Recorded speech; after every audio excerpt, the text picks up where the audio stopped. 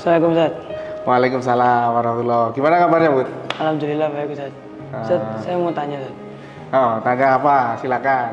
Kenapa kok di sekolah kita ada sistem yang beda dari sekolah lain Ustaz? Apa itu sistem yang beda dari sekolah lain? Sistem pengerjaan ulang tugas Ustaz.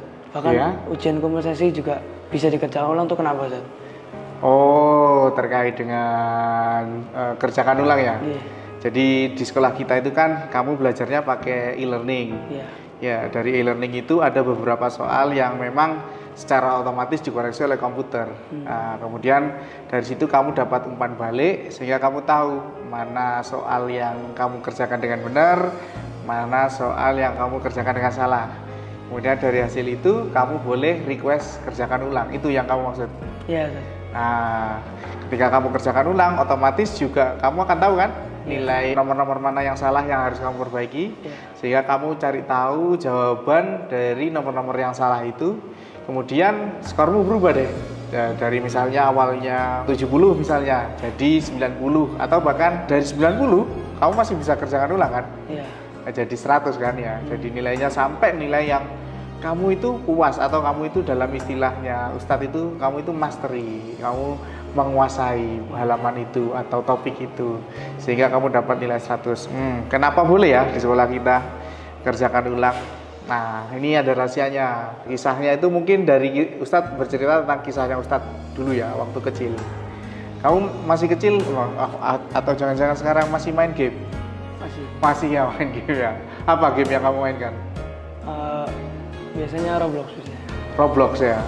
Ustadz dulu waktu masih kecil itu Ustadz dapat hibah game konsol namanya Nintendo dulu itu. Nintendo. Kamu tahu nggak? Tahu. Nah, kamu tahunya Nintendo Switch. Bukan, dulu itu Nintendo.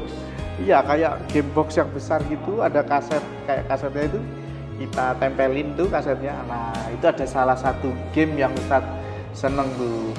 Mainnya Ustadz itu dulu itu waktu libur gitu, akhir pekan itu buat diizinkan main sama ibunya Ustadz, sama orang tuanya Ustadz. Nah, salah satu gamenya itu ada namanya Super Mario Bros. Tahu nggak? Tahu Mario. Mario Bros.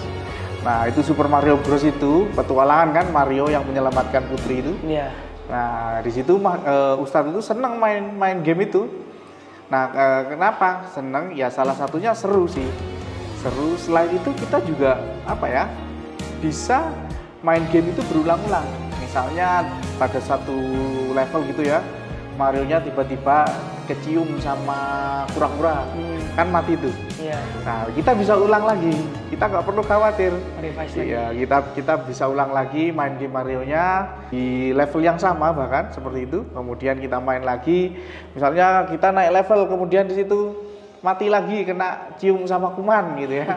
Nah, itu kita bisa ulang lagi gitu main. Nah, itu seru gitu. Jadi nggak ada bosennya. Nah, itu salah satu alasan pertama kenapa sih di sekolah itu boleh dikerjakan secara berulang-ulang. Kenapa? Biar itu tadi anak-anak punya kesempatan untuk nggak takut untuk mencoba gitu ya, nggak takut untuk belajar, nggak takut untuk salah. Kalau nggak bisa dikerjakan ulang, nanti aku nanti salah. Akhirnya apa? Dia takut ngerjain, takut salah, takut jatuh seperti itu. Nah, kalau di sini nggak apa-apa, yang jatuh 5 kali berdiri 10 kali gitu ya. Jadi itu semangatnya sebenarnya, kerjakan ulang. Tapi kan nggak adil Ustaz. Soalnya kalau misal ada sistem kerjakan ulang kan semuanya nilainya jadi bagus. Oh gitu ya. Nah, itu pertanyaan bagus sekali. Itu pertanyaan kritis ya dari Putra. Terima kasih atas pertanyaannya. Jadi Ustadz bisa menjelaskan kepada kamu. Nanti kamu sampaikan ke teman-temanmu ya, bahwa di sekolah kita ini semangatnya adalah semangat berkolaborasi, bukan berkompetisi ya. Antar satu dengan satu yang lainnya itu berkolaborasi, belajar bersama. Dulu Bud, ada tokoh pendidikan, tokoh psikologi sih tepatnya. Namanya itu Lev Vygotsky. Lev Vygotsky. Nah, itu tokoh pendidikan, tokoh psikologi asal Rusia. Dia sih umurnya nggak panjang ya, dia meninggalnya itu muda, tapi teorinya itu digunakan sampai sekarang. Nah, teorinya namanya Zone of Proximal Development, atau yang lebih kita kenal sebagai ZPD. Nah itu, kamu tahu nggak ZPD itu apa? Nggak tahu apa itu? Ya itu tadi zona maksimal development. Nggak gini. Gampangnya ya, setiap anak itu punya potensi optimal, ya potensi optimal, punya zona di mana di situ dia bisa mencapai potensi optimalnya. Sebenarnya Ustadz mau gambarkan dengan lingkaran. Misalnya ada lingkaran besar gitu ya, lingkaran setengah besar, lingkaran kecil. Lingkaran yang kecil di tengah ini ibaratnya sesuatu yang sudah bisa kamu kerjakan secara mandiri, nggak perlu bantuan orang lain. Nah itu sesuatu yang bisa kamu kerjakan secara mandiri. Nah yang di tengah ini, yang lingkaran agak besar tadi, itu namanya ZPD itu tadi, sesuatu yang bisa kamu kerjakan itu dengan bantuan orang lain sampai pada akhirnya kamu bisa mengerjakannya secara mandiri. Di luar itu, lingkaran yang besar tadi itu adalah sesuatu yang tidak bisa kamu kerjakan baik secara mandiri maupun dengan bantuan orang lain. Nah menurutmu proses belajar di kelas itu ada di zona yang mana? Di yang tengah. Yang tengah kan, ya, yang lingkaran agak besar itu kan, yang Vygotsky sebut sebagai ZPD itu tadi. Ya, di situ kita belajar dengan optimal, kita mencapai kompetensi dengan optimal dengan bantuan orang lain. Kalau di kelas berarti ada temanmu, ada guru, seperti itu. Kalau sekarang ditambah dengan modul ajar itu tadi, ya ada modul ajar yang dibuat oleh gurumu, dengan kamu eksplor modul ajarnya seperti itu. Nah itu disebut dengan ZPD. Makanya semangat belajar kita di sini adalah semangat berkolaborasi, tidak semangat berkompetisi. Lalu kompetisinya seperti apa? Kompetisinya itu antara dirimu yang kemarin dengan dirimu yang sekarang. Apakah dirimu yang sekarang lebih baik daripada dirimu yang kemarin, ataukah masih tetap aja? Seperti itu kan, ya kompetisinya. Nah itu yang harus kita pahami. Ada nggak Dad? Misal peneliti atau sejarah yang mendukung pernyataannya Ustadz tadi? Ustadz rasa sih ada ya. Jadi ini ada penelitian yang unik dan menarik.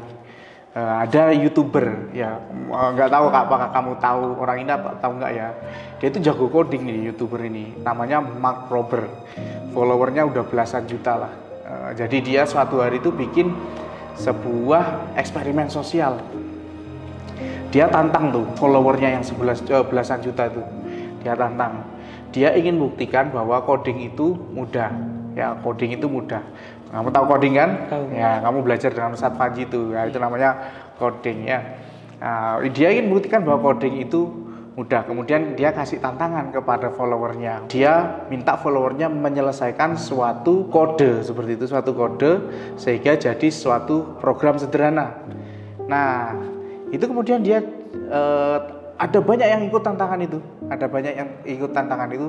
Cuman si Mark Rober ini dia nggak kasih tahu followernya kalau sebenarnya tantangannya itu ada dua. Yang pertama, ketika followernya itu mengerjakan proses coding itu tadi, ketika dia melakukan kesalahan, maka akan ada tulisan, kamu kehilangan 5 poin dari 100 poin.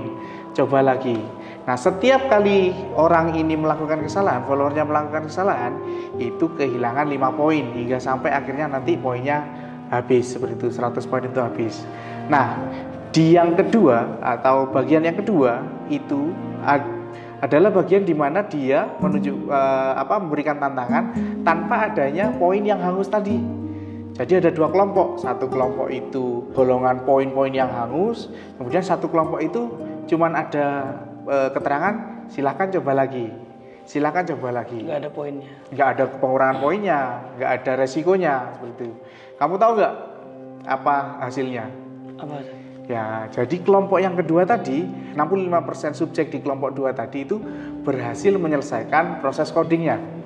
Sementara hanya 52% dari kelompok pertama tadi yang mendapatkan resiko pengurangan poin itu bisa menyelesaikan proses codingnya.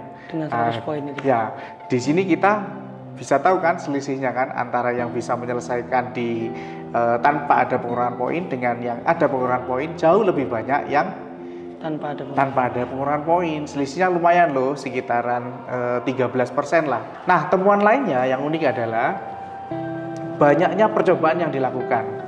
Ya, ternyata kelompok yang poinnya itu tidak dikurangi atau tidak ada pengurangan poin, hanya ada kata-kata silakan coba lagi, itu dia mencoba berpuluh-puluh kali. Ya, sementara di kelompok yang poinnya berkurang itu hanya melakukan 5 kali percobaan saja sudah selesai gitu, motivasinya sudah hilang gitu untuk menyelesaikan proses coding itu. Nah, dari sini dapat disimpulkan bahwa ketika resiko itu semakin rendah dalam pengerjaan proses coding itu tadi, maka orang itu semakin bersemangat untuk mencoba.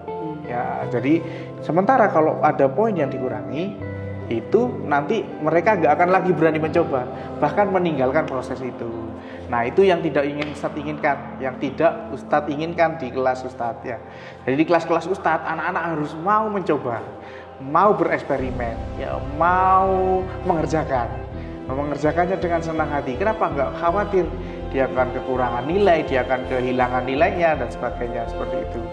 Itulah kenapa di kelas Ustadz di SMP 5 Boarding School Batu boleh mengerjakan ulang, baik itu ujian formatifnya atau yang tugas-tugas yang kamu kerjakan setiap hari, atau uji kompetensinya atau uji penilaian atau asesmen sumatifnya.